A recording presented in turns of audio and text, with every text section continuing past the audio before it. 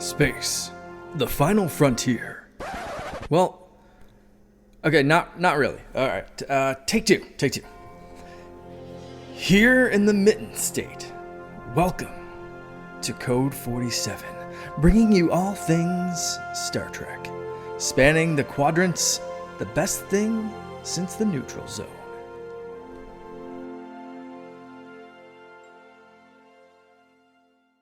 Again, it is the Code 47 podcast on the Secret Friends Unite podcasting network, coming to you admittedly a little late. I am such a nerdnik about getting this thing out at 6 a.m. every other Monday, and extenuating circumstances. April and I were down in Indiana. We were doing a booth for the Grand Petoskey and didn't get home till late last night, and it was pizza and beer and that's all I had time for. But I am, without further ado, I'm, as always, joined by my most excellent co-host, Katie Q. Katie, how the heck are you on this Monday evening? I'm good. I don't even have an excuse. I was pizza and beer and last night, too, and I wasn't even in Indiana. Oh, my God. Well, what's funny is that I look at my phone when I get in, and you're like, aren't we recording right now? And I'm like, no. I haven't gotten used to Google Calendar yet, and so I looked at it, and it just said 7 p.m. recording, and I didn't realize there was just a small tick between where I was and Monday, and I'm like, oh, wait, actually, no, that's tomorrow. Okay. Which was fine with me. I was very, very tired last night. I was going to say, the moral of the story is that Monday is always closer than you think. Oh. Dun, dun, dun. Why you got to say that? Why I don't know. That? Well, the good news is this Monday is almost over, so Monday is then now very far away, meaning next week. So, you take the good... I guess, we're never further away from Monday than we are right now. That's very true. Well, at least since it's 7 o'clock and people will be listening to this around 8 o'clock at the earliest. So yeah, you're right. By the time you listen to this, it's probably tomorrow. But without further ado, kind of a 1-2 punch. This is episode 66. Everybody just kill all the Jedi. Oh wait, that's the wrong franchise. I apologize. But I'm not going to miss equal opportunity to make a lot of Order 66 jokes throughout this episode. So we're just going to kind of see how that goes. But Katie, I have branched out. I found our VHS cover of the week. I branched out outside of just looking at TOS covers, and I found one from DS9. I don't know if this is an overseas one, because I know overseas. I know when I went to Ireland in the late 90s, they released the VHS Region 1 tapes. They're like big and bulky size, like current episodes just dropped out. So, but this art I don't recognize, but this is from the season 3 Deep Space Nine episode Through the Looking Glass, where it was the second of the Mirror Universe episodes, but you get kind of a look inside the sex dungeon that was the Mirror Universe Kira's quarters. Yes. And it was the one. It was the one where Sisko is posing as his deceased Mirror Universe counterpart, and he does manage to immediately sleep with 2 of the women who he's platonically serving with back in his real timeline, while trying to save the Mirror Universe version of his dead ex-wife or his dead wife. It's just it's very As the World Turns, as the space station rotates. Oh my God! Yeah, that's a trivia. So I know you're going to be joining me for Deep Space Nine. Have you seen the series all the way through before? Have you seen this episode? Yes, I have. I had forgotten about the Mirror Universe stuff, and so I was a little confused as I'm like, who is Kira getting down with? What is going on with this cover when it popped up? But it's just I do remember. Yeah, I remember that. And while I do love the Mirror Universe stuff, a lot of times I was a little weirded out with the fact that like Sisko was just like, okay, I guess we're doing this. Like, I would have a lot more reservations just like going down to clown with like my coworkers. Yeah, right. Like, well, it's not really them. Yeah. Yeah, even if it is a Mirror Universe, I'd still be like, I'm sorry. I think I'm coming down with something. I don't want you to catch it. It's space COVID. Watch out. Yeah. Oh my God. I'll come up with some excuse. So this came out in the wild and woolly spring of 1995. I was in college at the time. So you know what, they were having more fun than I was. I was still a whiles away from, just being awkward and having a serious girlfriend. Finding your Mirror Universe self? Finding my Mirror Universe self. I think he must cross over at one point, because that's what we got now. That other nerd is stuck in the other Mirror Universe. So, oh my goodness. Well, without further ado, we've got the beginning of some supersized episodes we're going to have, because we not only have 2 episodes of Star Trek Discovery to talk about, episodes 10 and 11. But we have the first episode of season 2 of Star Trek Picard. I just can't contain myself. Oh my God. And then we are going to, at long last, put a bullet in the gun. That is season 2 of Star Trek The Next Generation. So not to put the cart before the horse, proverbially speaking, let's jump right into mission logs with season 4, episode 10, The Galactic Barrier of Star Trek Discovery. Katie, take it away. Yeah, Captain Burnham and her crew must go where few have gone before, beyond the Galactic Barrier. Meanwhile, Book learns the truth about what drives Ruan Tarka. We'll call it get out of my dreams and get into my space anomaly. Yes. I mean, No, never mind. I think this was too little too late for Tarka. Like, I honestly was just yelling at him, like, I don't care. He's an asshole. I don't care. Like, trying to give him a backstory and make him, like, relatable at this point. I'm like, boo! No, if they would have had, exactly. Like, the empathy that Tarka was showing in this episode was great. And if they would have had that beforehand, then I might have had a little bit more leniency toward him. But his entire drive of just being like, no, F everything. I need to get to this other universe, and I don't care what's going to happen to this universe when I get there, because essentially that was his pitch. Right. Yeah, exactly. He's right. Like, it's my thing because I want to do my thing. And yeah, you get this tender friendship / romance, couldn't really tell, doesn't really matter, of him and this other prisoner when he was on this colony, this mining colony that was abandoned by the Emerald Chain or running still black market that he and Book go to find the widget that they need. It was kind of a widget chase to get the widget that he needs. They had the MacGuffin. The MacGuffin, yes. One of my favorite episodes of SSU that I titled was the Egg MacGuffin. So this was the Egg MacGuffin. But yeah, you're right. It's really hard to feel anything for this guy. Like, oh, I've been a dick this whole time, but this is what I'm after because of my friend, and I don't know if he's alive yet. Because they kind of did leave it a little fuzzy. Maybe he escaped or blah blah blah. Right. Yeah. Yeah. Exactly. And, I mean, I did like the it's always like weird science stuff that's going on, and obviously it's the soft science type of stuff when it's coming to like them traveling through the galactic barrier and all that other stuff. Right. And I'm like, I don't understand what's happening, but it seems like everything's going great. You're going to tell me that you have to do the whatchamacallit and put it in the thingamabob. Do the hokey pokey. Yeah. And then you turn yourselves around, and then you've got 6 seconds to jump to light speed or whatever. No, or whatever. You had sentences the way that I loved it. So that's a big one on the Weekly Planet, which is an Australian podcast I listen to. They like to end a lot of sentences with or whatever. Right. So that's why I do a lot of that. You watch Star Trek knowing that you're going to get that. Like, you don't go into Star Trek being like, I'm sure this is going to be totally scientifically accurate. Obviously, it's not. But I like that they took this opportunity to, again, show more of the crew. The dynamicism between the president and Burnham was very good. I'm getting to like her a little bit more. I didn't initially like the president very much. Right. She's a little crusty, but you've seen that she's got some wherewithal, which I like that too. Yeah. And again, doing with her where they're creating a foil for Burnham, unlike Tarka, where they were just like, I'm evil. Yeah. The mustache. Yeah. And got more with Ahsoka, or with Owasa-kun and Detmer. Ahsoka? No, with Owasa-kun and Detmer, which I think was good leading into the next episode, which we'll talk about in a second. So yeah, overall loved what's going on in Discovery. I think that Book should just push Tarka over a cliff. Yeah, right. To be like, hey, look, what's that? Boop. Yep. Yeah, exactly. Yeah, Tarka he is a Billy Zane and Titanic level of villain. He's just very, very one dimensional. Oh, look, I have a heart because this thing or that thing. It ain't happening. It ain't happening, bro. And the whole galactic barrier thing. They did that it was the first aired segment or the second pilot of the original series, which was called Where No Man Has Gone Before. It was Kirk and Spock along with Kirk's BFF Gary Mitchell, who they try to go through the barrier, and it was just a very matter-of-factly thing in that episode. They were like, it ain't no thing, we're leaving the galaxy, blah, blah, blah, which is weird if you look at the map.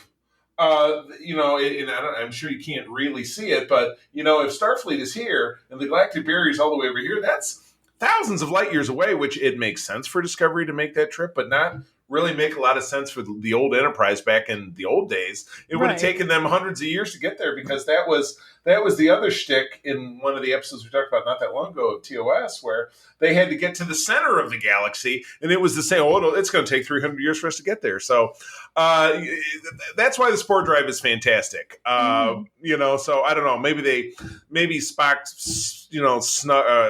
snuck some spores off of Discovery before they disappeared and became classified, and that was the secret that you didn't really get to see, that Scotty was huffing spores. Scotty huffing spores. That's not a bad one either. But anyway, yeah, the whole they're in there and it's bubbles and stuff and whatever. Okay, very good. That part of it was kind of like, okay, that's very Star Trek-y, but the consistency was missing. But it probably doesn't bother anybody but me. So we'll move on. I did not watch that episode twice, but I did watch the next one twice. It's episode 11, Rosetta, which was talked about, of course, by Principal Kwan from Smallville, who's the doctor guy, who's on the ship, the Asian actor. You know what I'm talking about? Yep. I mean, that's how you know this is filmed in Canada, because you get the same 10 actors that are in everything. He's one of them.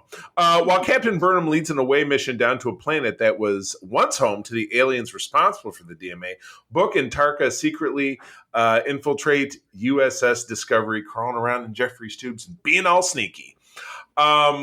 This was another good aside for Detmer. Of course, we have Adira back, but we didn't get Gray back.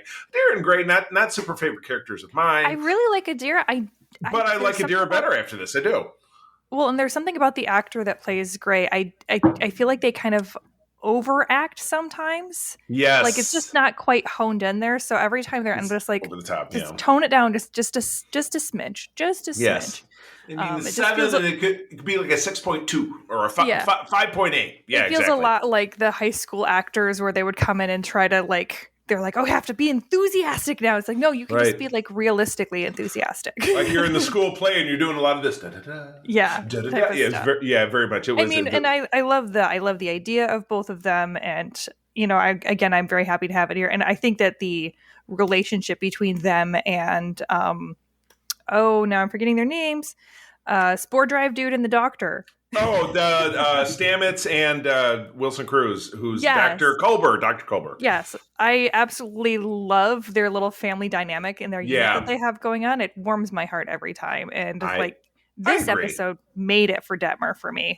This was your episode with Detmer. This was your moment to shine, because of course Detmer she's your Star Trek soul animal. You guys look like you could be related, very much so. The hair is a little different, but still the face structure very much look alike. So I will be honest, when she walked in, they had the LED black EV type Star Trek outfits, because I'm always looking at the outfits now because I'm always thinking of you. I was like, the LED lighting, if I was gonna do a Detmer, I could pull that off with my neon green and blue mohawk. Ooh, yeah, you could. Yeah, because it's wearing that full bucket of a helmet. With the face shield, you just need a big old blue contact and the little 7 of 9 apparatus over the eye. Yeah. But I dug it. Discovery has really been busting their hump to take the fringe bridge characters and make them, because again, it harkens back to TOS when your only real starring characters were Kirk, Spock, and McCoy, and everybody else got an also starring at the end of the show. So and all the bridge actors really from the beginning, we've had largely the same people. There've been some ads here and there, have just been very background. I didn't know when anybody got a name, but even starting in season 2, when Pike and Burnham and then Joanne beamed down to a planet, they're like, well, Joanne is from a Luddite community and blah, blah, blah, blah, blah. And that's why we brought her here. So that started this trend of all right, we'll pull these background characters in and start to give them, a little skin in the game, make them relevant. And I think this did a nice job, like we did back last season when, they had the world's most awkward dinner party when everybody was talking about how stressed out they were. She's like, oh, have you ever flown through a wormhole and done this thing and that thing, and just to see Adira, get over her, initial, I can't talk to people. And for her to just finally break down and sit down and have a drink with Detmer and have them kind of bond. I thought that was pretty special. I like that. I did too. And they're just the way that they're building out the aliens. What are the 10s or the S? 10C. 10C. There we go. I knew it was 10 and a letter. Right. 10 and a letter. Pick one. First 10. Yeah, exactly. I really like how they're building out. I was like, my little middle schooler science person would have been super excited, because I remember having an argument with my middle school science teacher where I was like, well, why couldn't there be aliens on a gas planet? And he was like, because that's not how they work. And I'm like, but we only know the life that we know. So there could be aliens on a gas planet. And then we find out that part of the Tennessee is that their runes are from an old gas planet. And I was like, right.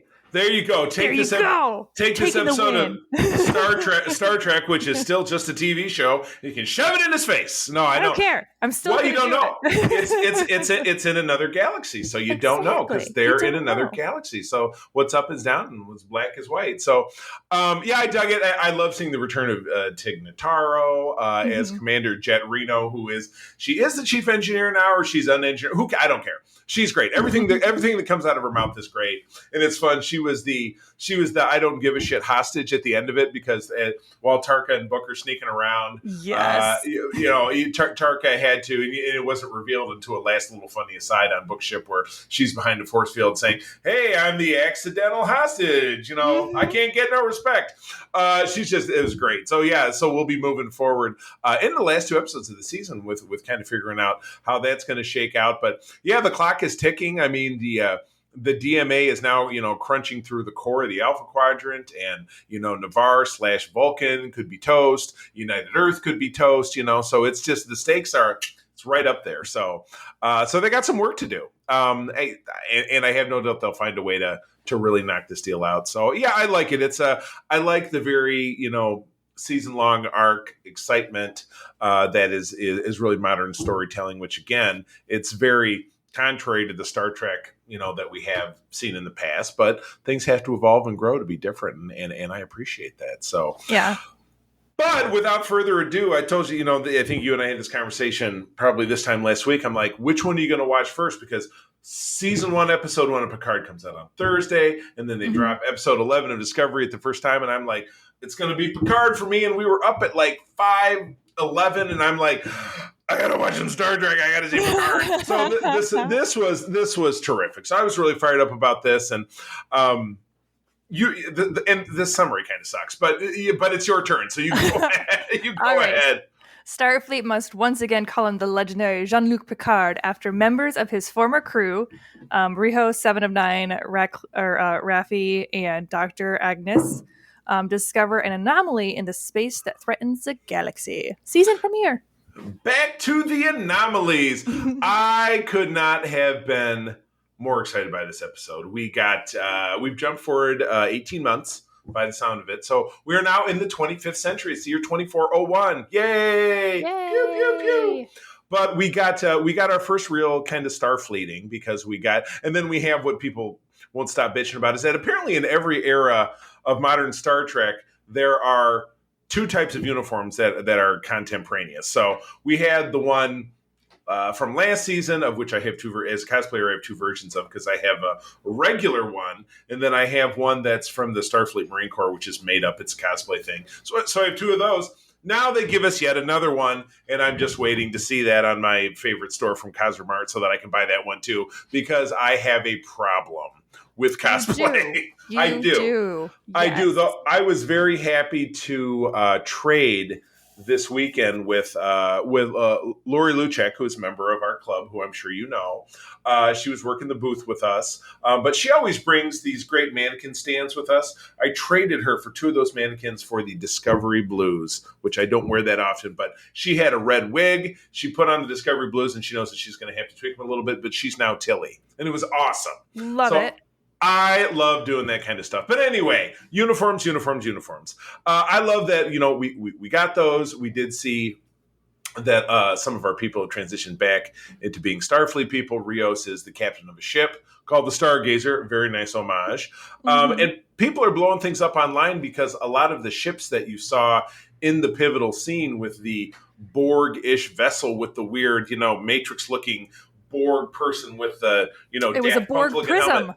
It was a Borg, exactly. Yeah, they've had a Borg sphere, they've had a Borg vinculum, they've had a Borg this thing and that thing, but it was exactly that. So, but we had like a Borg, Daft Punk, Dr. Octopus thing happening with this Borg, and it was fantastic. But a lot of the ships, little piece of trivia for you that you saw in that background were boosted from the long-running Star Trek Online game, which has never been canon. Now all those ships are canon because they've been on screen. So a lot of people are super excited about that, including, there was a new Excelsior design. There was a ship that preceded that was the next version of the Galaxy class ship, but blah blah blah. Anyway, a lot of interesting stuff happened. We kicked off with Picard doing the harvest time back at the vineyard. He's gone back to Starfleet, but he's the commandant or the chancellor. He was commandant in the past. Now he's the chancellor of Starfleet Academy.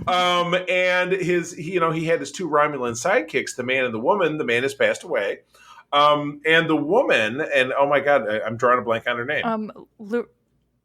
It starts with Laris. Yes. Yeah, she absolutely goes on full court press making a pass at him, and he's like and he fumbles, and he does it twice, and it's like, dude, I mean, even back, I mean, I know that you're almost 100, but seriously, how bad? Is it that? Does everybody's game get that bad? I guess I'm glad I'm not 90 and single, because you cannot talk to women. So that was kind of a bummer. But he goes off. There's a spatial anomaly, and Rios' ship is nearby. You got 7 of 9 runs the La Serena. She's out there doing her Fenris Ranger stuff. You got Girardi, and I'm going to forget the girl's name, and I've even met her in real life. The android girl whose name is... No, the android girl from last season. And her name is... Soji. Soji, yeah. She's the only she's the only member of the cast that doesn't end up on Rios' ship when the Borg prism pops out. And that all goes very badly. The Borg, this Borg Dr. Octopus Daft Punk thing shows up. They have to blow up the ship in order to stop it. And at the time the ship blows up, Picard wakes up back in his vineyard, like passed out in a corner, but he's wearing like this super SS Nazi looking outfit with jack boots and a weird looking Starfleet badge. And he's like, what the hell's going on? He's walking around his estate. He's calling for Laris. And then he sees this crazy painting on the wall of himself. And basically, I love this. It's the Monster Maroon from the movies, from the TOS movies, but it's black and evil and ominous. And he's like, what the hell's going on? And he's got an android butler who says that, should I open the shields, the windows today, because the solar shield isn't so bad today. And he's like, what? I'm totally cracking up. And then what happens? And then spoilers. So everybody stop listening now. Q shows up. And what? I loved it because they had this because I was very confused, because I'm like, okay, how are they gonna CG this dude the entire time? Like, how are they gonna do this? Because I'd seen kind of like teaser images of the where he's old, where he's old. And I love it because they have it from afar, so you can see it's CG, but it's not like Mandalorian season 2 Luke Skywalker CG. Ooh. Yeah, I would. No. Yeah. But it was brief, thank God. It was brief. And then he just like, oh, well, I see you've gone old. Here, I can match. And then he just, drops that. And then you have, like an older, Q, which immediately just chemistry, the finesse, the je ne sais quoi, as I'm sure Q would love to say, just phenomenal. And I was super excited about that part. Delancey is the greatest. So yeah, that was great. We also did get Picard. I hate to be that guy, but you did see Picard when he needed some advice on his fumble after his romantic fumble with Laris. He goes to the 10 Forward Bar in Los Angeles, which is run by Guinan. That's what Guinan's been doing since we last saw her, 20 years ago in Star Trek Nemesis. However, here we go. This is how you're dealing with a real psycho, meaning me. There is no Los Angeles in the future. In an episode of Voyager, when the crew had to go back to the present day of 1996, and they were in Los Angeles, the episode I'm talking about. It was a 2-parter. Sarah Silverman was in it. And Jr. was in it. What Janeway mentions as they're strolling along the Venice boardwalk is that this entire area was destroyed by an earthquake in the year 2047, and it all fell into the sea. So there is no Los Angeles. It's like Escape from LA, where there was an earthquake and it was all law, whatever. But I mean, that's dumb. Maybe they rebuilt. Maybe they rebuilt LA at that point. It just seems weird that she would even bring it up. But I mean, yeah, you're right. There must be something. So she's, there's a lot more beachfront property in LA, I guess, in the future. There you go.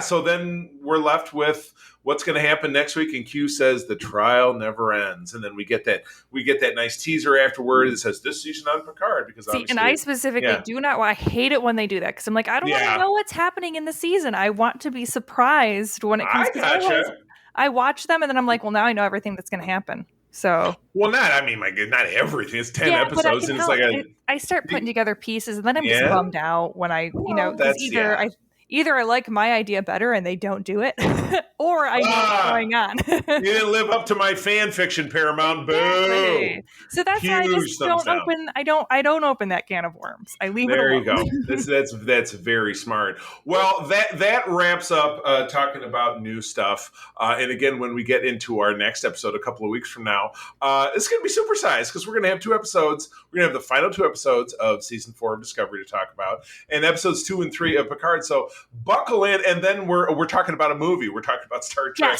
Insurrection, and then and the one after that we have a super duper treat for you. That was Katie's idea, which actually I'm going to tell you, I think you should be the one driving the ship when we do that episode. That's what I think. Oh, absolutely. I think you be the host and I'll be the you. I mean, I can't really be you, but I'll do the best I can. Well, I can't really be you either, but I'll try. I don't have nearly as many enough Starfleet uniforms. Well, no, I mean, who does? Except for the fine folks at Viacom, Paramount, CBS. All right, moving on. Limping across the finish line of It's Been a Long Road. It was very long. Yes, it was long, and it perhaps went off a cliff. But we're right. Yes, it was the Oregon Trail. This was the that could be a name of the episode. The Oregon Trail. Yes. The Oregon Trail. Oh, now I have to change it from Space MacGuffin or whatever. It's the Oregon Trail. Oh my gosh. Well, we're getting into the tail end of season 2 of TNG. So we've got, again, it's a season that was cut short by the 1988 writer strike. So it was 22 episodes instead of 26. And good, because these last 4 were nothing to write home about. So Katie, why don't you kick us off? Let me see. The Samaritan Snare. Picard must undergo a series of medical procedures where the Enterprise D deals with a Pakled ship which lures the Enterprise away and hopes for stealing its technology. It was written by Les Landru and directed by Robert McCullen. Did I get that right, or did they switch them? You actually said Landru, which is hilarious because that was the name of a villain in an old TOS episode. So I'm like, which was spoofed in Lower Decks. In addition to the fact that the Paklids are recurring characters in Lower Decks. Which I was I was really excited because I was like, Paklids! I remember that because I know them now mostly from Lower Decks, and the entire time I'm watching it, all I can think of is Red Alert. Red Alarm. Oh yeah. And I mean, yeah. Lower Decks does way better with them. I was just so, what the hell is going on this entire episode? Like, I mean, basically Troy walks in and is like, hey guys, they're bad. What are you doing? And they're like, no, they're not. Nobody cares. Yeah. Ooh, yeah, you're right. Very say. He's like, well, they're not Harada or Romulus. It's like, shut up, bitch. You don't know what you're doing. Right.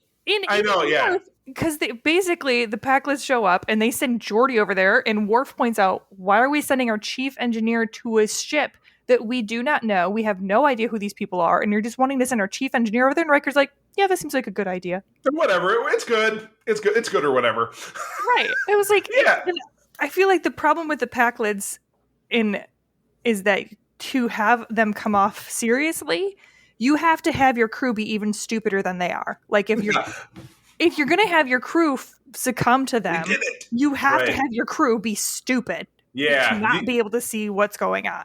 You got to dumb it up a bit, and I think they pulled it off. But you're right. They tried to lower the bar even more. They're like, oh, they used their Crimson Force Field on us, and the guys were like, what? So it's just Yeah, I was like, just shoot their shields off, and then get Geordi, because at this point they're not Federation. They've kidnapped a crew member. That'd be considered a hostile act. Like, it's not like these are like Vulcans or Romulans or Klingons or something where you'd be like, facing major consequences. Right. Is it just like, go back and get back under your rock or whatever? And yeah, you're right. At the end of it, they're just like, okay, well, fuck off or whatever. And it was no big deal. Yeah. So yeah, really, really, really dumb episode. Without a doubt. Even Picard's, and I'm sure you love that. Yeah, Picard had to get his bionic heart replaced. And so he had this touching, like, it was like National Lampoon's Family Vacation of him and Wesley driving the shuttlecraft, which is so dumb. Why does a captain have to get on a super slow moving shuttlecraft with a stupid ensign when don't you think they could just fly over and drop him off a hell of a lot faster than whatever the hell it is that they were doing? Because in the end of it, that's what they do so that your favorite character of all time, Dr. Pulaski, can come along and save his life because she's the best doctor who's ever lived. Or whatever. That's what also, again, I didn't understand because, the last episode we were just talking about with Q about how Picard is not a proud man. He has pride for his crew and he has pride for Starfleet, but him and himself, he is fine with being able to acknowledge that he cannot do something because that was his whole thing in that last episode. And now we've got it where he won't let, Pulaski, who obviously is the most skilled because she ends up having to go and save his ass while he's under the knife. Right. And she's telling him, hey, this is my specialty. I'm the one who could do this procedure for you right here on the ship. You wouldn't have to leave. And he's like, no, I need to leave and go and travel all this distance on a slow ass, shuttle. Right, exactly. So that I can go to this because I don't want my crew to know that I'm weak. Groan. Whatever, bro. This doesn't really feel like him at all. It felt like a bad interpretation. If someone had read the generalized Wikipedia entry of Picard and thought that's what Picard was, that's what they were getting. And this person who wrote this was a staff writer. This was somebody who wrote a lot of different episodes. So there wasn't one of those one-offs that we talked about earlier in the season where it's written by these three people who they're actually baristas at Starbucks or whatever, and they don't know what the hell they're doing. They don't watch the show. So all right, well, moving from one to the next, we get into an episode that I actually really enjoyed. But it's a huge caricature and stereotype of my Irish ancestors because that's all we got going on.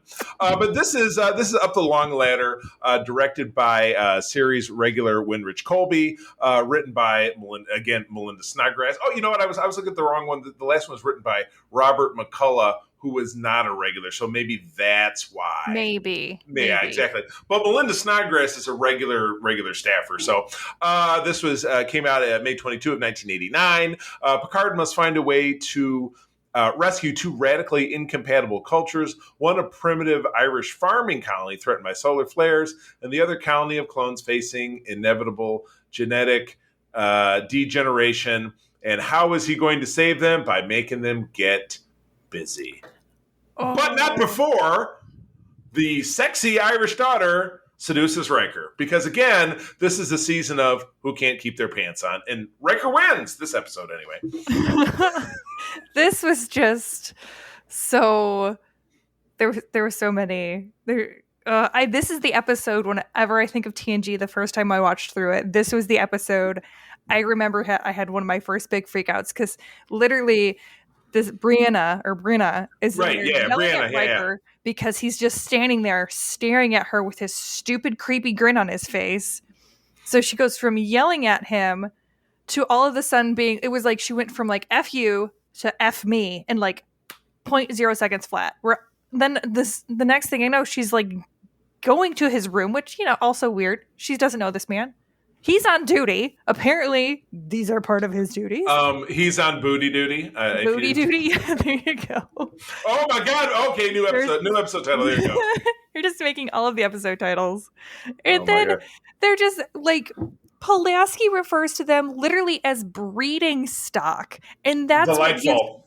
That's what gives Picard the idea of, oh, hey, we'll just give, the one colony that has the gene problem after they stole genetic material from two of his crew. These other, this other colony. And oh, by the way, these women are going to have multiple children from 3 different partners. So they're basically literally just going to be having babies for the rest of their lives. I'm like, this is not okay. This somehow is both racist and sexist all at the Well, same time. it seems very anti-federation. You know what I mean? It's like, okay, we're playing God. We're going to take Group A. We're going to make them basically hump Group B, and the clones will just make a bunch of clone whatevers. And so, yeah, it seems very it seems a very Captain Kirk kind of solution. This definitely feels more like an episode of the old show than it does of TNG, which definitely kind of pushes the envelope in later seasons of transgendered individuals and pansexuality with Riker in particular. That was just in the same episode. Oh yeah, and all this kind of different stuff. So yeah, this still, season 2, and again, we're kind of rattling to the end of it with some really bad episodes. The next 2 episodes in a row are all about sex stuff. Right. I know that Snodgrass, she initially wrote this episode to be discussing more about like immigration policy and, the United States treatment of immigrants as they're coming in. And from my understanding, a lot of that got lost in translation with the rewrites. But I mean, this one just came off as kind of like weird kind of commentary on bodily autonomy, but then also completely negating that. And, right. Yeah, exactly. Did this one have that cool scene with Worf? Because didn't he get sick at the beginning of the episode, and then they just never talked about that one again? Was that this one? Yeah, it was the Klingon measles, and I think it was. I think it totally was this episode. Yeah, because then him and Pulaski had that cool tea ceremony, and it's lethal to humans. So she gives herself an antidote so that she can participate in the tea ceremony that he honors her with, which I thought was so cool. One of the first, redeemable things that she does, is that she's like, and then she says, "Quote me some of that love poetry." So, I wonder what happened after that. I don't know. Remember, it was women throw things at you and they growl. So what do the men do? He ducks a lot. Yes, exactly. Oh my God! Well, the next one's all yours, and it's no improvement. Let me see. Yes, this is Manhunt. Lwaxana Troi arrives on the Enterprise intent on finding a husband.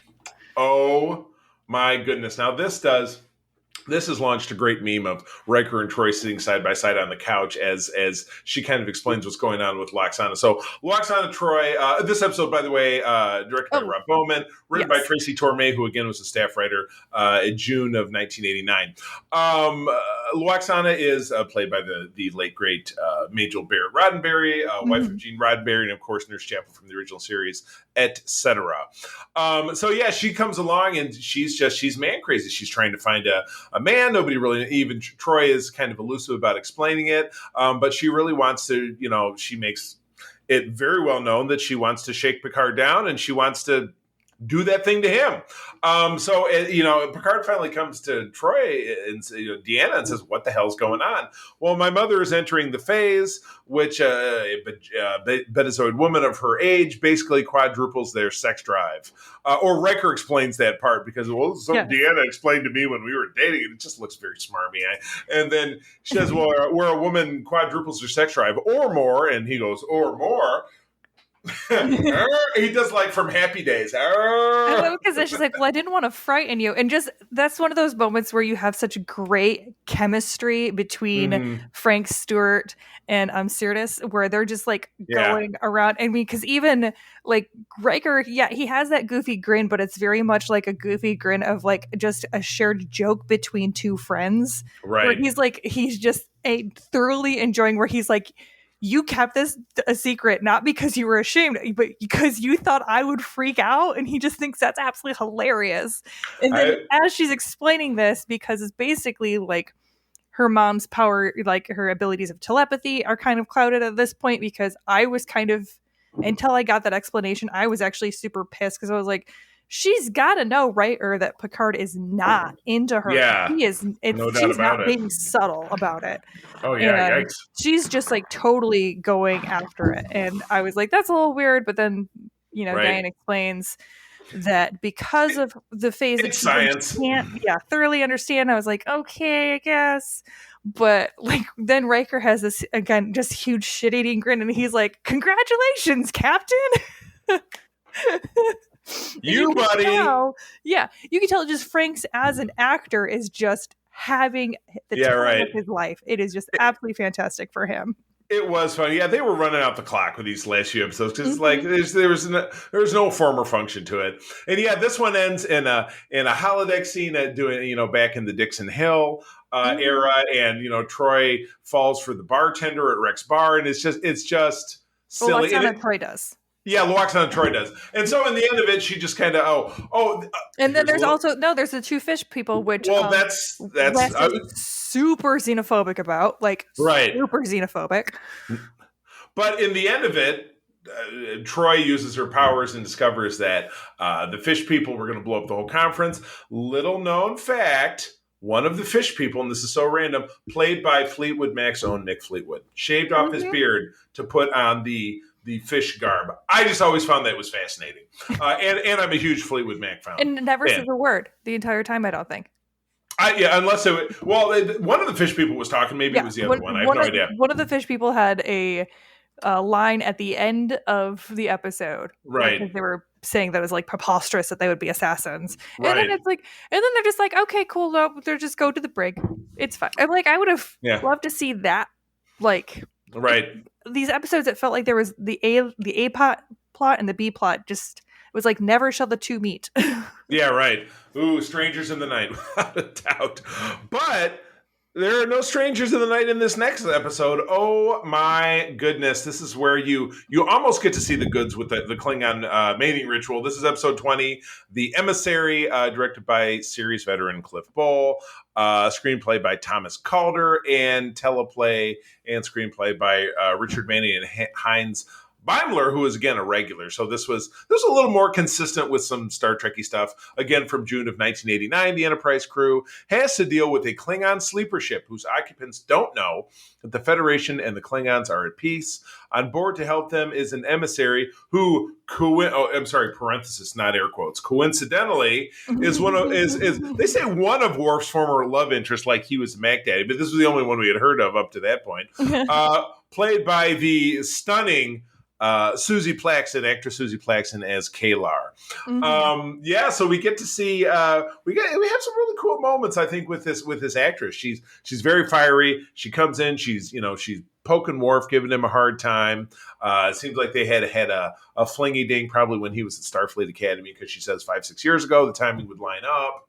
Mm-hmm. But you kind of see a nice connection between her and Troy, because they're walking and talking about being children of two cultures, because Kalar is half Klingon, half human, kind of like we get out of B'Elanna Torres in Voyager, though I certainly find Kalar to be a hell of a lot more charming as a character than I ever found Torres. But, obviously it's the same thing with Troy, because she's Betazoid and human. So, but the real meat, as it were, of this episode is when, Kalar and Worf are just loggerheads. They can't work together because there's this, bubbling tension, sexual tension underneath them, trying to solve this problem of the Klingon sleeper ship. Are they gonna try to reintegrate them? Are they just gonna have to try to kill them because they're not gonna stop from attacking the Federation colonies they're near when they wake up? That they end up sharing Worf's calisthenic program together, where they end up, fighting these holodeck monsters, and at the end of it, they get down.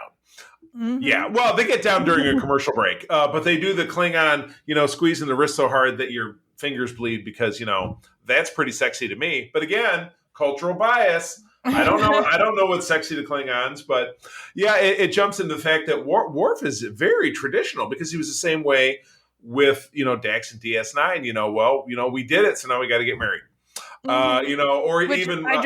I thought it was just hilarious, because I was like, dude, you need to chill. Like, I know. Immediately, as soon as they're done, he immediately starts screaming about like the marriage vows, and she's like, right. Excuse me, no, sir, no. Sir. This was a fun fling. I don't think you read the terms of agreement here. Yes, the mutual consent agreement. Oh, yes. mutual Klingon consent agreement. Oh God, the episodes just keep the episode titles just keep presenting. Let's keep coming. Oh my! I mean, and I really enjoy her as a character. I was really excited when she showed up again, because I had remembered, or I knew she was there. I remembered I really enjoyed her with the first time through. And then as soon as she popped up again, I was like, oh, yes, I loved her. It was really great. And I think she was a really great foil for Worf, because where Worf is very torn and like really heavily embraces his Klingon culture because he was raised as a human or raised with humans, and he's trying to kind of, overcompensate for that. The entire conversation she's having with Troy is the fact that she's like, I feel like I can't really embrace my Klingon side because I have kind of, this devil within me that is just rage and fury, and I don't know what to do with it. And I don't know how to control it. Right. Part of why she goes and does that calisthenics program, because, Troy is like, well, maybe try to get some of that aggression out in a healthy way.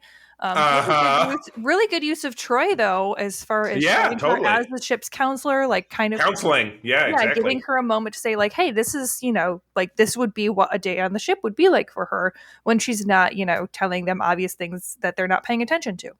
Packlets are bad. What are you doing? Shut up, bitch. No, it's terrible. Oh my gosh. So anyway, all right, moving on. This next one's yours. Go for it. Peak performance. With the Borg threat in mind, Starfleet stages a war game simulation pitting Captain Picard and the Enterprise against Commander Riker with an 80-year-old ship, the Hathaway. However, when the Ferengi suddenly attack, the Enterprise is crippled, forcing Picard into a seemingly no-win situation. It's directed by Robert Shearer and written by David Kemper. Excellent. Boy, it's weird. This season ran into July, which is weird. But again, writer strike, even though less episodes, so there's lots more reruns. So yes, the 80-year-old starship Anne Hathaway, and they were attacked by a guy who was Quark's cousin, because it was again played by Armin Shimmerin, who played the first two Ferengi characters at all in TNG, but not presumably not. I believe they're not the same character. And then he goes on to be Quark. So I guess he fit the bill of being short and looking like a troll. So thumbs up. Though we ended up seeing Max Grodenchik, who went on to play Rom, also play a different character. So it's like the Ferengi, casting pool was very, very small. So that's where we got a lot of overlap. But yeah, this was one of the last times you really saw the Ferengi, where they're trying to pitch them as a threat, because they were supposed to be the new Klingons when the series started, like, oh, they're the new bad guys, whatever. But when you find out all they really care about is money and gold, and you can get that out of a replicator, they're really not that scary. But they, like with episodes like this, you're like, well, let's, roll back out the Ferengi, because I don't even know they're featured another time during season 2. No, they were never. Yeah. They did not show up at all during season 2.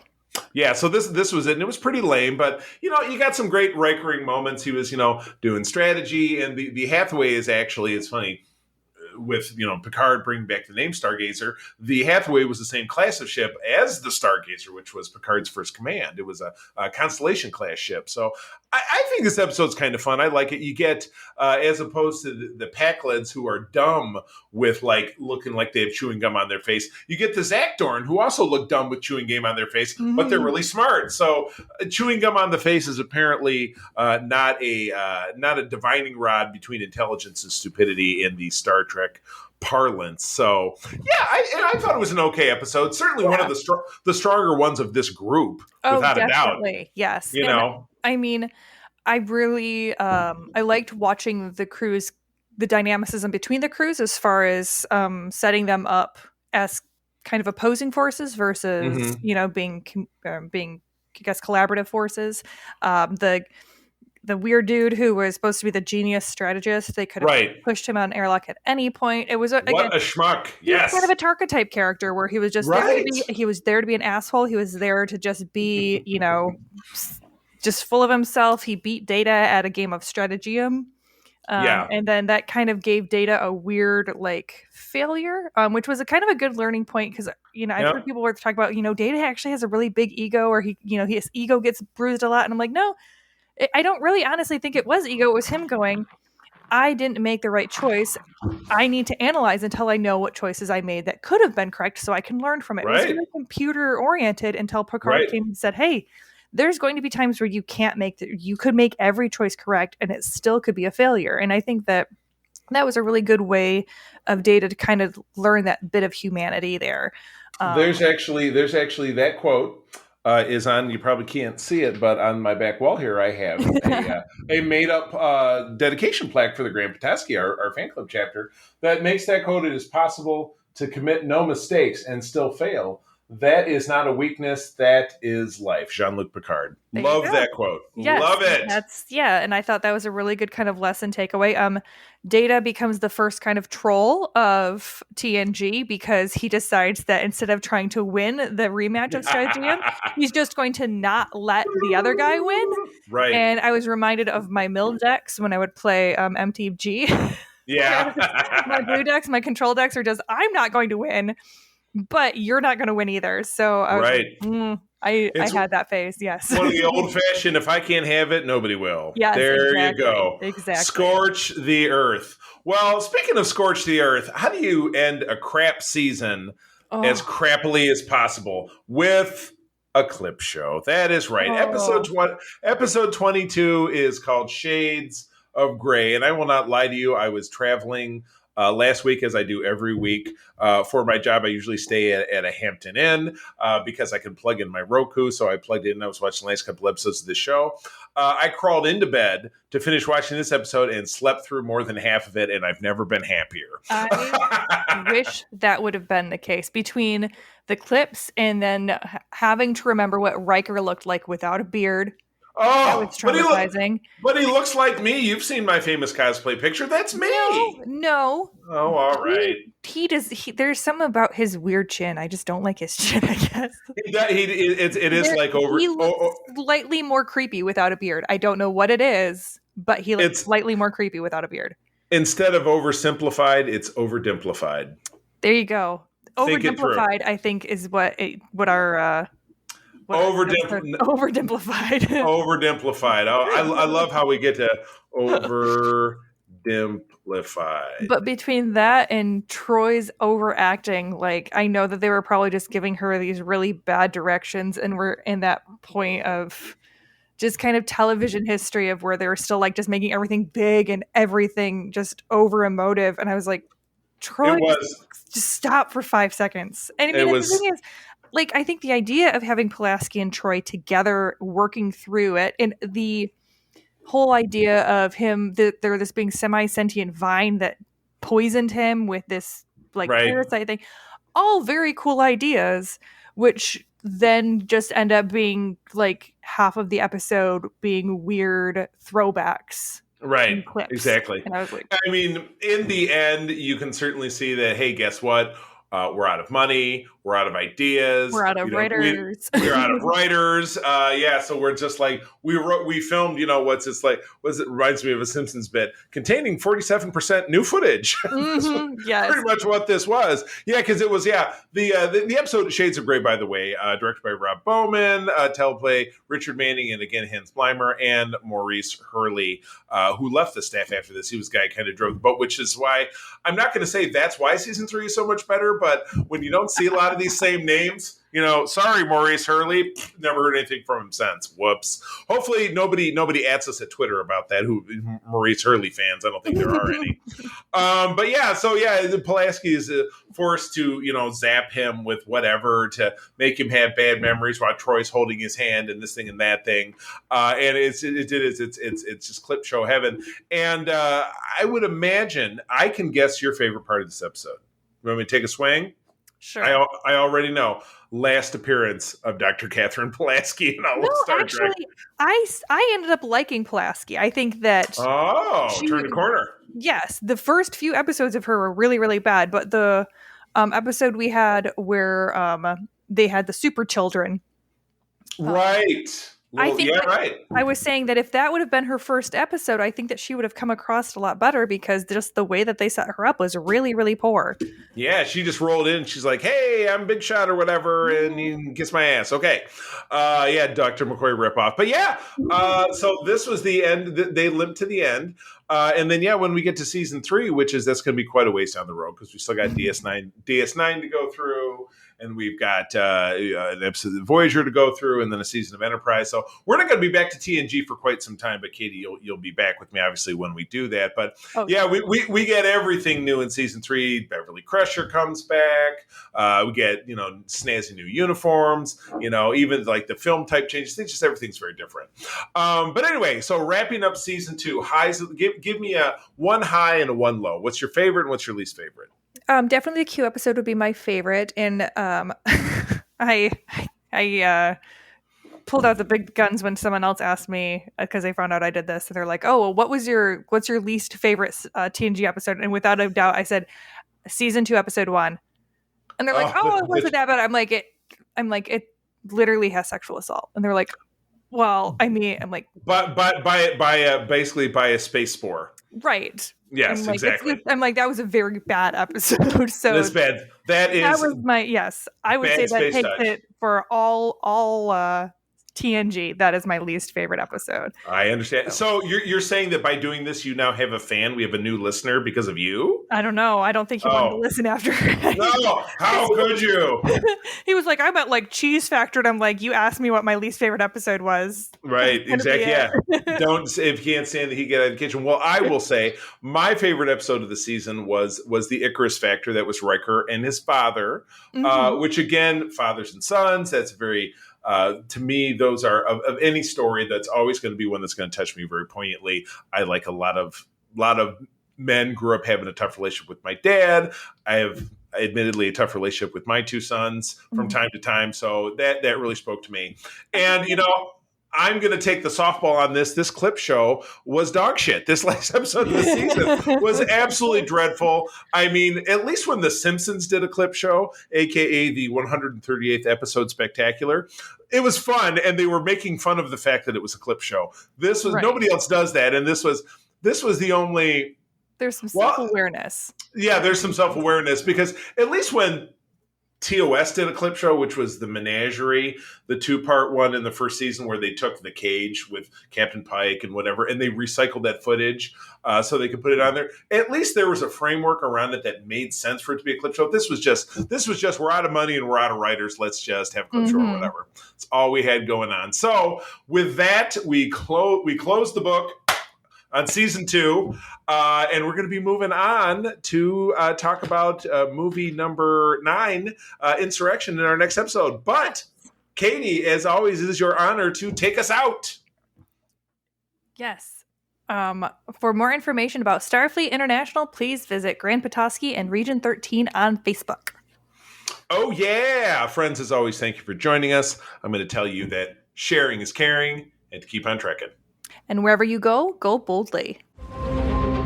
This podcast is part of the Secret Friends Unite podcasting network. Visit secretfriendsunite.com for more great shows, articles, news, reviews, and more.